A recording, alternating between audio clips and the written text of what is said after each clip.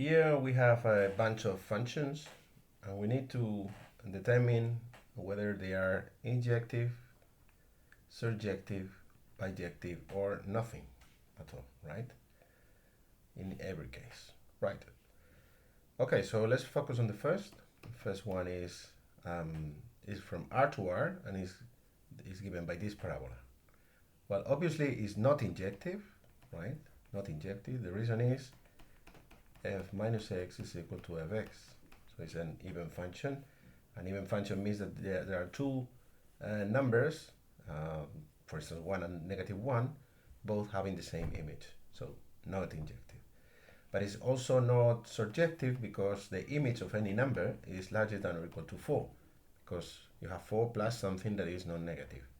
Okay, so the smallest value this takes is 4. So there are numbers in R which are not the image of any number in R. For instance, 0 is not an image of any number like this, right? So not surjective either. So this is nothing. Now let's go to the second. The second, you have the domain of the function is R minus 1. The function is this. And of course 1 is excluded from the domain. But we also exclude it from the range, from the codomain, right? Okay.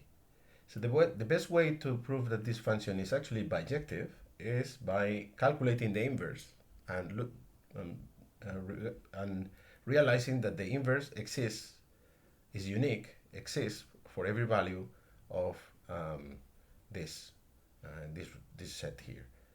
So in order to find the inverse, what we have to do is to solve this equation, x is equal to fy. Right? That defines the inverse. Y is f minus 1 of x, provided this inverse exists, right? So let's do that. Let's see if it exists. So we have this equation, y minus 1, right? Multiply here, okay? And then is x multiplied by y minus 1 is equal to y, okay? We multiply here and we get xy minus x is equal to y, and we put the y here and the x on the other side, so we have x y minus y is equal to x, right? Factor out y x minus 1 equal to x, and then divide by x minus 1, then we have x is equal to x over x minus 1, which is actually the very same function. But we see two things here. First, this is well defined for every number other than 1. And you see, 1 is excluded from the range. So it's okay. So this is surjective. And the other thing that we notice is that we have found just a unique solution of this equation, right? So the inverse is unique. There is an inverse, and therefore it is also injective. So this function is bijective, right? It is injective because the function, the inverse is unique, and is surjective also because the domain of this inverse is just the range of the function, okay? So it's both. Okay, 3. This one is injective. That's easy because if you have 2x1 and yeah, I mean, if you have x1 and x2, which are two different numbers, then 2x1 is different from 2x2, okay? So it's injective, but it's not surjective, and the reason is that 2 to the x is always positive, and the codomain is R. So for negative numbers here, for instance, or for 0, there's no x that substituted here gives you this number. So it's not surjective, right? 4 is easy. 4 is also an even function, okay?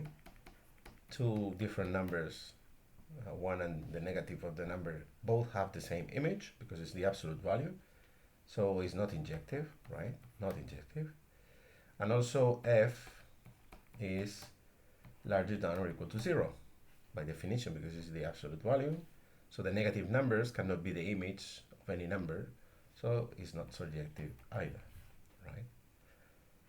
Then you have 5. 5. There's a better way of describing 5 than this one, and it's this. Fx is, when x is larger than or equal to 0, then the absolute value is equal to x. So you have x plus x, and that is 2x. But when x is negative, the absolute value is defined as negative x. X minus x is 0. So here you have 0. Then automatically you know that this function cannot be injective, because for all negative numbers, the image is always the same, it's 0 for all negative numbers, right? So it's not injective. And what about surjective? Well, the image can be 0 or any positive number, but that's exactly the range of this function. And for any number in this range, there is a number x that substituted in the function gives you this, precisely this number, one or more, right? So it is surjective, but not injective. Okay, let's move on. And we have 6.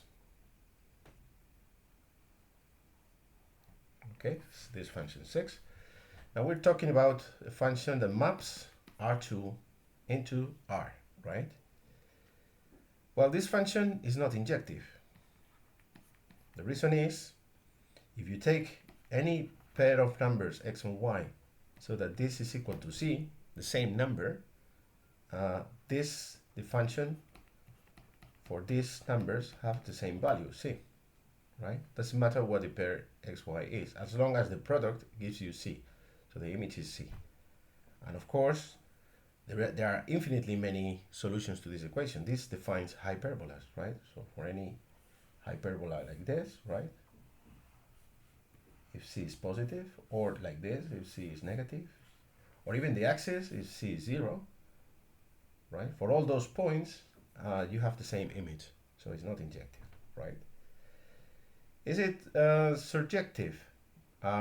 Is it possible to get any value r with the product of two numbers? The answer is yes. I mean, we are asking whether any c here from r is possible. So positive, 0 or negative, any one. And the answer is yes. No matter what the number you put here, you can always find x pairs x and y satisfying this. You can always find a hyperbola for every c that you put here. So it is surjective, but it's not injective, right? Okay, 7. Now it's the other way around. We're mapping R into R2, okay? And the mapping is this. So for every x here, we obtain a point in the plane, which is defined by x and x squared. Well, this function is easy. It's just this parabola, right? All the points, any point in this parabola, okay, it's got coordinates x and x squared. You see, x and x squared. So it's described by the point x and x squared. So the function f is the function that maps any point in this axis to this curve here.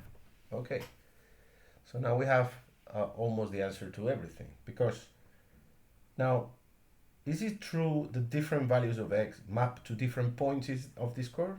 And the answer is yes. If you take even even negative x, right?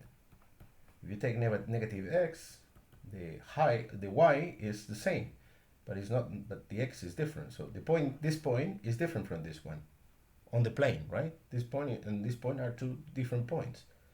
So different numbers give you different points. Therefore, it's injective. This function is injective.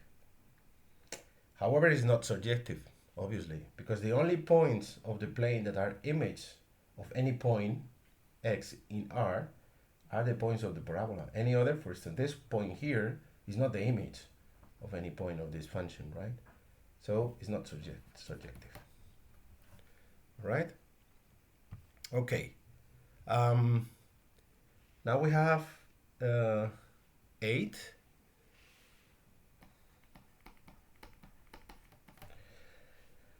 Eight is a mapping from R2 to R2, but it's actually a linear transformation. So you can say that the mapping of f of xy is uv, right? Where u is x minus y and v is x plus y. All right? Okay.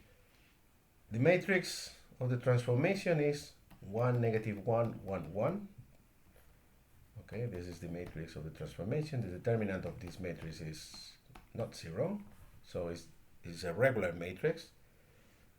Therefore, it's reversible, it's invertible, right? So you can, well, actually, it's very easy to find the inverse. The inverse of this is, if you add this, you get x is equal to u plus v divided by 2, and y is equal to, I just subtract this minus that, and you get v minus u divided by 2.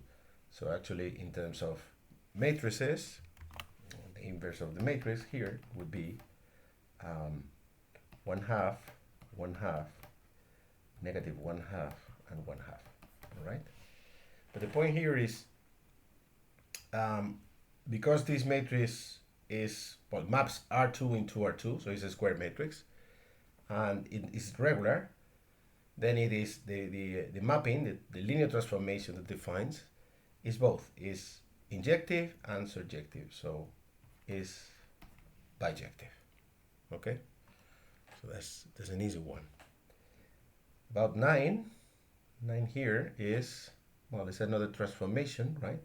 But this time this transformation is from R2 to R2, and goes like this. xy is x plus y and x squared plus y squared.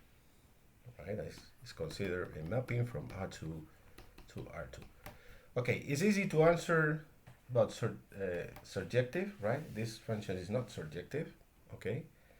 And the reason it's not surjective is because any number, for instance, 0, -1, is not in the image of f, right? And the reason is this number here can never be negative, right? This can only be non-negative, 0 or positive, right? So numbers like this or points like this of the plane cannot be the image of a point of this function. So this function is not surjective, right? But now the question is whether it is injective, and the answer is no either, because f xy is equal to f yx. So if you exchange x and y, you get exactly the same image here, the same point. And clearly these are different points, so not injective either. And finally, the last function we have is the function 10, that is defined like this. So it's the same as the previous one with minus. So, sorry, this was 9, and this is 10. So the image, right, is now x minus y. X minus y, x squared minus y squared. Okay, and again, this is a mapping from R2 to R2. Right. Let me see. All right. Okay. Now look. It's obviously not injective because if you take any point like this, xx, the image is 0, 0. Right? 0, 0. Okay? And it doesn't matter what x is. So there are infinitely many points mapping to the same point, so it's not injective, right? And is it surjective? Well, the answer is no either, because for instance, if you take the point 0, 1,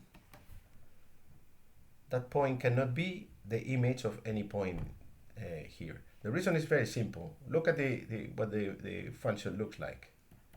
X minus y, x squared minus y squared.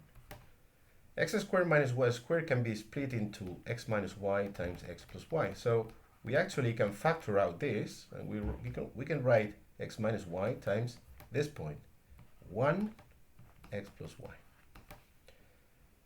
So if you want the first component to be 0, the only possibility is that you choose x and y equal, and if you choose x and y equal, the second component must be 0 too.